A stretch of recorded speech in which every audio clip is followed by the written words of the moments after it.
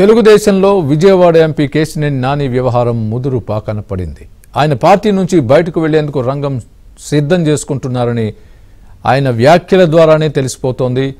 MP Nani శుక్రవారం ఫేస్బుక్లో పెట్టిన పోస్ట్ చూసిన వారికి ఎవరికైనా ఇది అర్థమవుతుంది.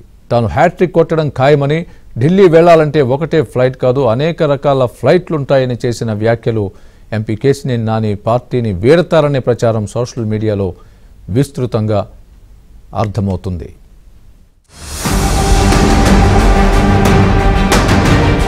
టీడీపీ చేపట్టిన రా కదలిరా కార్యక్రమం శుక్రవారం ప్రారంభమైంది. ఉమ్మడి ప్రకాశం జిల్లాలోని కనిగిరిలో చంద్రబాబు మొదటి సభ జరిగింది. కృష్ణా జిల్లాలో తిరువూరులో ఈ నెల 7వ తేదీ ఉదయం రెండో బహిరంగ సభ జరగనుంది. ఈ బహిరంగ సభ ఏర్పాట్లను పరిశీలించేందుకు ఎన్టీఆర్ జిల్లా సమన్వయ కమిటీ సమావేశం కూడా ఏర్పాటు చేశారు. బుధవారం తిరువూరులో ఈ సమావేశానికి వెళ్లిన ఎంపీ కేశినేని నాని, ఆయన సోదరుడు చిన్ని వర్గాల మధ్య ఘర్షణలు జరిగాయి. కుర్చీలు విసురుకున్న సంఘటనలో ఎస్ఐకి దెబ్బలు తగలటంతో టీడీపీకి చెందిన 30 మంది కార్యకర్తలపై నాన్ బెయిలబుల్ కేసులు నమోదు చేశారు. ఈ సంఘటనపై తెలుగుదేశం హైకమాండ్ దృష్టి సారించింది. ఎన్టీఆర్, కృష్ణా జిల్లాల అధ్యక్షులు నెట్టెన్ రఘురాం, పొనికళ్ల నారాయణ, మాజీ మంత్రి ఆలపాటి రాజేంద్ర ప్రసాద్లను చంద్రబాబు పిలిపించి మాట్లాడారు. ఆ తర్వాత వీరి ముగ్గురిని గురువారం మధ్యాహ్నం ఎంపీ నాని వద్దకు పంపారు. నానితో ఈ బృందం నిర్వహించిన చర్చల్లో తిరువూరులో సన్నాహక కమిటీలో కేశినేని చిన్ని కూడా ఉంటారని, ప్రోటోకాల్ ప్రకారం ఎంపీ నానికి కూడా ప్రాధాన్యత ఉంటుందని, కలిసి సభ నిర్వహించుకునే విధంగా ముందుకు వెళదామని సూచించారు. ఎన్నికల్లో సీటు ప్రస్తావన ఎక్కడా రాలేదు. తాను వస్తే గొడవలు జరుగుతాయని నాని చెప్పినట్లుగా టీడీపీ బృందం అధిష్టానం దృష్టికి తీసుకువెళ్లింది. అయితే ఇందుకు విరుద్ధంగా శుక్రవారం ఉదయం ఫేస్బుక్ లో ఎంపీ నాని పెట్టిన పోస్ట్ పార్టీలో కలకలం రేపింది. తిరువూరు సభకు వేరే వారిని ఇన్ఛార్జిగా నియమించి తనను తప్పుకోమన్నారని ఆరోపించారు. విజయవాడ లోక్సభ అభ్యర్థిగా వేరే వారికి అవకాశం ఇవ్వాలనుకుని తనను జోక్యం చేసుకోవద్దని చంద్రబాబు ఆదేశించారన్నారు. రాత్రి చెప్పారు, చంద్రబాబు నాయుడు నిర్ణయాన్ని తప్పడతాను కూడా లేదు. ఎందుకంటే పార్టీ అన్న తర్వాత ఆయన కంపల్సరీ ఆయనకు ఉంటాయి. ఆయనకి ఎట్టి పరిస్థితుల్లో ఈ పార్టీని గెలిపించుకోవాలన్న ఒక ఆలోచన కూడా ఉంటుంది. దానికి రకరకాల నిర్ణయాలు తీసుకోవచ్చు. అది నేనైతే ఆయన తప్పట్ల. అధినేత అనేది అధినేతే. Boss is always right.